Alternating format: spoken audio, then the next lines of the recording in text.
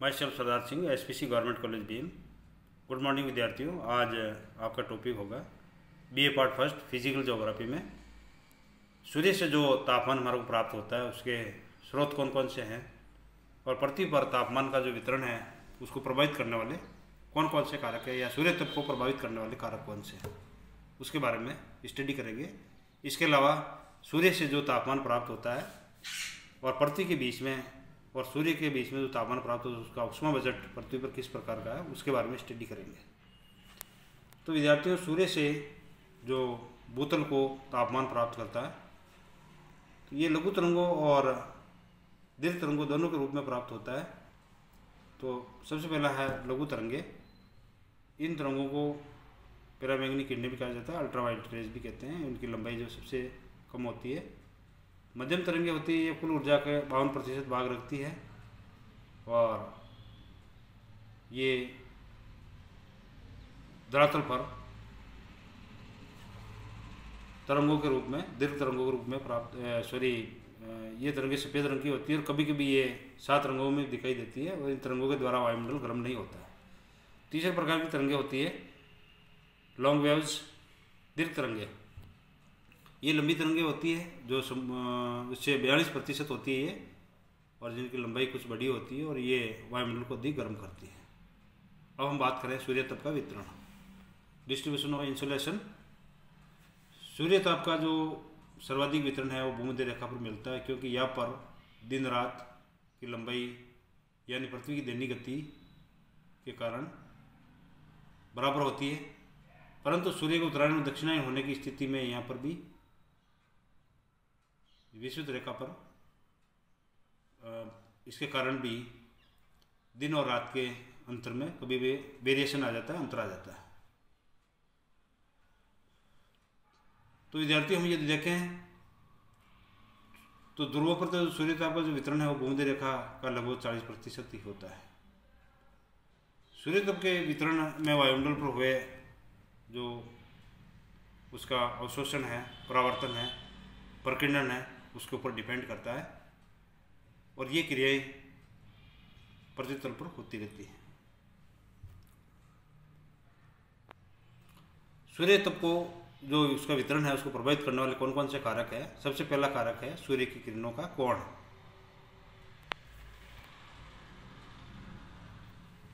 पृथ्वी पर पृथ्वी की आकृति या पृथ्वी गोलाभ के रूप में है। सूर्य तक सभी जगह समान रूप से इसलिए पहुंच नहीं पाता है। भूमध्य रेखा के समीप किरणें सीधी गिरती है और उसके ध्रुवीय जो भाग है वहाँ पर सूर्य की किरणें तिरछी गिरती है, जिसके कारण टेम्परेचर में अंतर देखने को मिलता है, जिसकी जो सारणी है वो आपके सामने दे रखी है।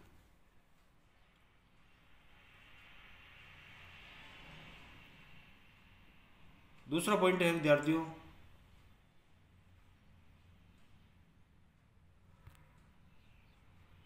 दिन की अवधि, पीरियड ऑफ डेज। पृथ्वी के साथ एक वर्त होता है जो दिन रात अलग अलग करता है। इस प्रकार ये प्रकाश वर्त कहता है, इसको प्रकाश वर्त कहा जाता है। इस प्रकाश वर्त के सूर्य के सामने वाला भाग में सूर्य ताप की अधिक प्राप्ति होती है और इसके विपरीत भाग में सूर्य ताप कम प्राप्त होता है, और जिसकी डिग्री के अनुसार जो है प्रतिशत इस प्रकार से दे रखा है। यानी भूमध्य रेखा से ध्रुवों की ओर जाने पर दिन की अवधि में, भूमध्य रेखा से ध्रुवों की ओर जाने पर दिन की अवधि में भी बढ़ोतरी होती जाती है और उत्तरी ध्रुव और दक्षिणी ध्रुव पर 6 महीने के दिन और 6 महीने की रातें होती है। 21 मार्च 23 सितंबर को जब सूर्य की स्थिति भूमध्य रेखा पर होती है तो ऐसी स्थिति में दिन और रात बराबर होते हैं, जबकि 66.5 डिग्री अक्षांश पर दिन की अवधि भूमध्य रेखा से दोगुनी यानी 24 घंटे होती है।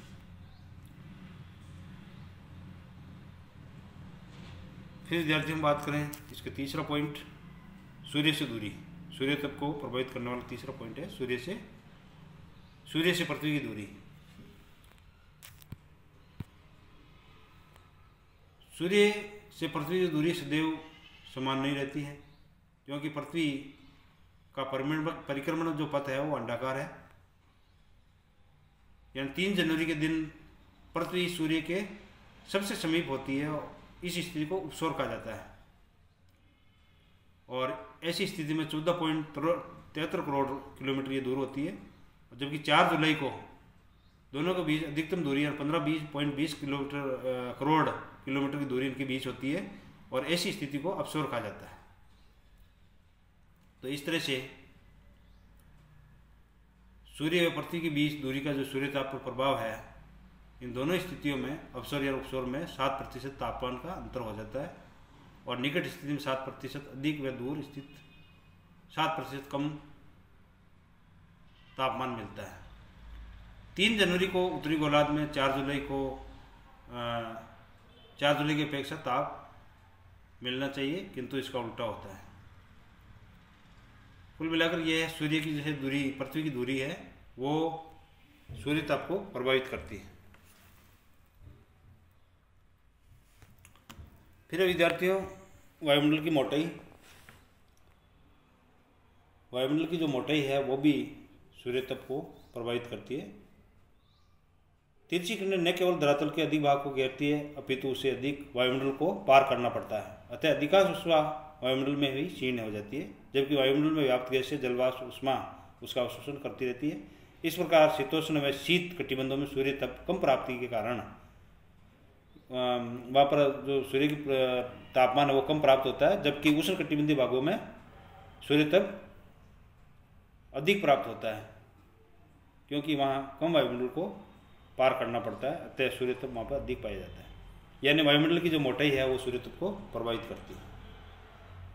फिर यह कंडीशन ऑफ एटमॉस्फेयर, वायुमंडल ताप का नियामक व नियंत्रक होता है।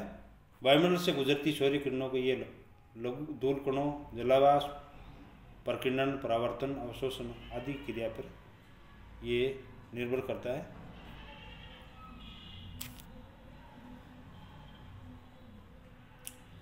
फिर हम बात करें सूर्य सतह पर तापमान।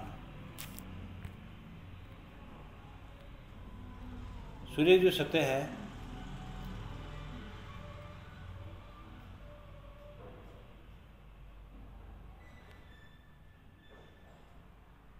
यानी जब सौर कलंकों की मात्रा सूर्य पर अधिक होती है तो तापमान अधिक होता है, जब सौर कलंकों की मात्रा कम होती है तो तापमान भी कम पाया जाता है।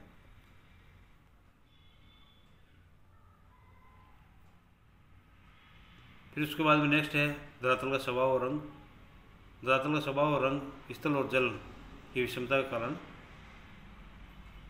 भिन्न भिन्न प्रकार का होता है, इसीलिए यहाँ परावर्तन, अवशोषण और प्रकीर्णन में अंतर पाया जाता है, जो कि सारणी में दिया हुआ है।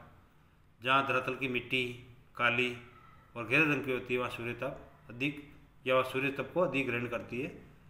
हल्के रंग और रंगीन मिट्टी वाला धरातल सूर्य ताप को कम अवशोषित करता है। जहाँ तापमान का परावर्तन अधिक होता है वहाँ सूर्य ताप की मात्रा भी कम पाई जाती है। फिर नेक्स्ट पॉइंट है विद्यार्थियों, जल और थल का स्वभाव या प्रभाव।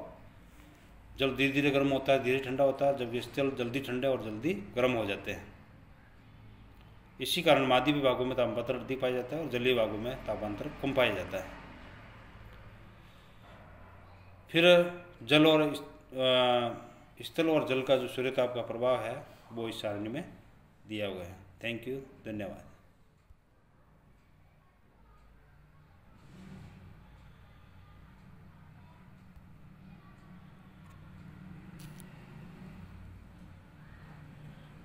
ठीक है, आगे इसको कंटिन्यू रखते हैं।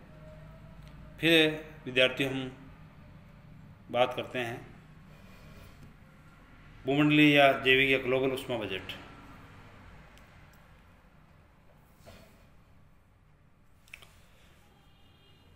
पृथ्वी तल पर ग्लोबल हीट बजट के बारे में हम अध्ययन करेंगे, यानी सूर्य की जो विकिरण की कुल मात्रा जो पृथ्वी तल को प्राप्त होती है और पृथ्वी तल से जो पुनः ऊर्जा अंतरिक्ष में परावर्तित हो जाती है उसका जो अनुपात है उसको ऊष्मा बजट कहा जाता है।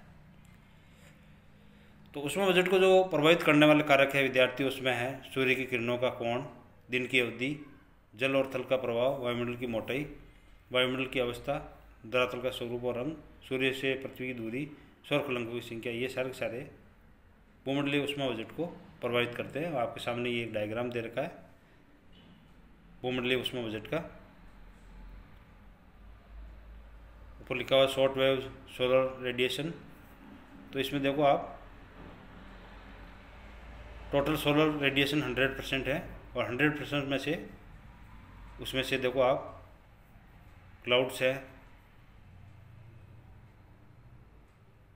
और एब्जॉर्ब बाई अर्थ है, absorb by earth, absorb by atmosphere, कितना इसमें पृथ्वी तल से वापस रिफ्लेक्टेड होता है, फिर क्लाउड से ये कितना रिफ्लेक्टेड होता है, फिर डिफरेंट डे और लाइट दे रखी है। तो ऐसा माना जाता है कि सूर्य से प्राप्त सौरिक ऊर्जा का यदि 100% हम मान लें तो उसमें से 35% तो मौलिक रूप से अंतरिक्ष में वापस लौटा दिया जाता है, और 35% में से 6% वायुमंडल से प्रकीर्णन द्वारा और 27% वायुमंडल विभिन्न बादलों द्वारा उसका परावर्तन कर दिया जाता है, और 2% पृथ्वी की सतह से परावर्तन द्वारा शून्य में लौटा दिया जाता है। तो इस प्रकार 35% जो भाग है वो वायुमंडल तथा पृथ्वी को गर्म करने में कोई उसका योगदान नहीं रहता है। शेष बचता है 65%। 65% में वायुमंडलीय जलवाष्प, बादल, धूलकण, स्थायी गैसों द्वारा 14% का अवशोषण कर लिया जाता है। केवल 51% ऊर्जा ही पृथ्वी को प्राप्त होती है, उसमें से भी 34% ऊर्जा प्रत्यक्ष सूर्य किरण द्वारा और 17% विसरित दीवा प्रकाश द्वारा प्राप्त होती है। और सूर्य से इस तरह से 51% जो ऊष्मा है को ही पृथ्वी का वास्तविक ऊष्मा बजट कहते हैं। धरातल पर ऊष्मा संतुलन के 51% भाग का वापसी होना भी आवश्यक है, क्योंकि यदि इस मात्रा में अधिक ह्रास हो जाए तो धरातल पर शीतलता आने लगेगी, और ये धरातल पर इसके कारण अत्यधिक गर्मी बढ़ने की संभावना रहती है। तो ये आपके सामने जो सूर्य से सौरिक ऊर्जा प्राप्त होती है उसका चार्ट दे रखा है, यानी 100% इसको मान लिया गया। प्रकीर्णन और परिवर्तन द्वारा सूर्य विकिरण 35%, बादलों से परिवर्तित 27, धरातल से 2 और शून्य में 6, इस तरह से 35% वापस रिफ्लेक्टेड हो जाता है। शेष जो 65% रहता है उसमें पृथ्वी का जो प्रत्यक्ष सूर्य विकिरण से प्राप्त 34 और विसरित दीवा प्रकाश से 17, इस तरह से 51% भाग। वायुमंडल का जो ऊष्मा बजट है उसमें सूर्य विकिरण का प्रत्यक्ष अवशोषण 14% और बहिर्गामी धार्मिक विकिरण द्वारा प्राप्त 34%। तो यानी ये कुल योग हो गया 48%। तो ऊष्मा बजट के अंदर विद्यार्थियों जैसे 100% इसको मान ले तो 35% का तो कोई योगदान रहता ही नहीं है, पीछे 65% है, और 65% में भी बादलों जो योगदान रहता है वो सीधा 34% धरातल को प्राप्त होता है, और 17% विसरित दिव्या प्रकाश द्वारा प्राप्त होता है। तो 34, 17, 51% हो गया, और 14% जो है प्रवेशी सूर्य विकिरण द्वारा प्रत्यक्ष उसका अवशोषण कर लिया जाता है। तो 14 और 51, 65% हो गया। उसमें से 34% बहिर्गम पार्थिव विकिरण द्वारा प्राप्त होता है। तो ये विद्यार्थियों आपके सामने ये चार्ट दे रखा है, इसमें इस तरह से पृथ्वी का जो ऊष्मा बजट है वो दे रखा है। फिर नीचे भूमंडलीय ऊष्मा संतुलन का चार्ट भी बना रखा है। फिर सूर्य तप और तापमान में क्या अंतर रहता है इसका चार्ट भी आपके सामने। Thank you.